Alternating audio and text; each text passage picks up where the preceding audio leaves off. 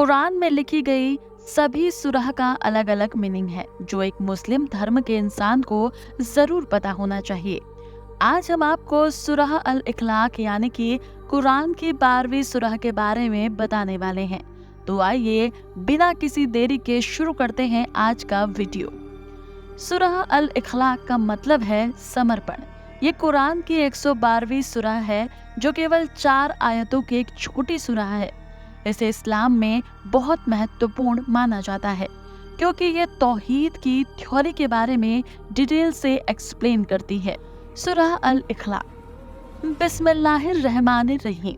कह दो वो अल्लाह एक ही है, अल्लाह सर्वोपरि है, न उनकी कोई संतान है और ना ही वो किसी से पैदा हुआ है और ना ही कोई उनके बराबर है। कुलु अल्लाहु अहद। कह दो वो अल्लाह एक ही है।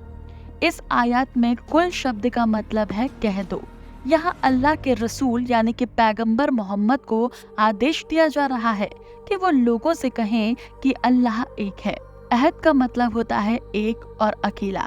ये इस्लाम का बुनियादी अकीदा है कि अल्लाह एक है और उसके अलावा कोई नहीं। अल्लाहुस समद। अल्लाह सर्वोपरि है। समद का मतलब है सर्वोच्च, मुकम्मल और सब पर निर्भर।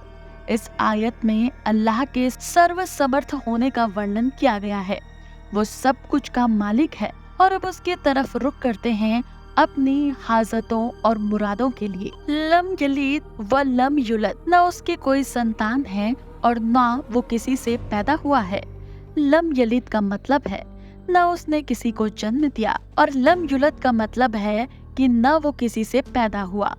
अल्लाह न किसी का पिता है और ना ही उसका कोई पिता है। ये इस बात को स्पष्ट करता है कि अल्लाह हर प्रकार के इंसानी संबंधों से मुक्त है। जहान में अल्लाह ना तो किसी के प्यार के संबंध में है और ना ही मौत के।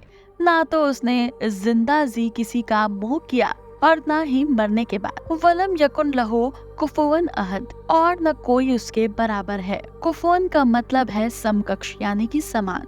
इस आयत में बताया गया है कि अल्लाह का कोई बराबर नहीं है। वो बेजोड़ है, किसी भी तरह से उसकी तुलना नहीं की जा सकती। इस दुनिया जहान में अल्लाह से ऊपर कोई नहीं है। कुरान की इस सूरह को समझने के बाद आप कह सकते हैं कि ये अल्लाह के बारे में हमें एक विशेष जानकारी देती है। हमें बताती है कि वो एक है, उसके बराबर इस दुनिया जहान में कोई नहीं है और ना ही कोई उससे ज्यादा पावरफुल है।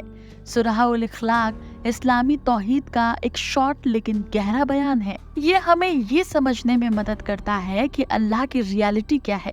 वो एक है, सर्वोच्च है, न किसी से पैदा हुआ और न किसी को जन्म दिया और उसके कोई बराबर नहीं है। ये हमें अल्लाह के एक्सक्लूसिविटी और उनकी महानता को स्वीकार करने की शिक्षा देती है। ये सूरह रोजाना की नमाजों में, दुआओं में और विशेष अवसरों पर पढ़ी जाती है, क्योंकि इसका पाठ अल्लाह की एकता की गवाही देने के समान है। तो दोस्तों, अब तो आपको समझ आ ही गया होगा कि अल्लाह किसी से पैदा नहीं हुआ और ना ही उसने किसी को जन्म दिया।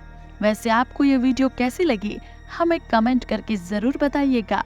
वीडियो पसंद आई हो तो इसे लाइक करके हमारे चैनल को सब्सक्राइब करना न भूलें। धन्यवाद।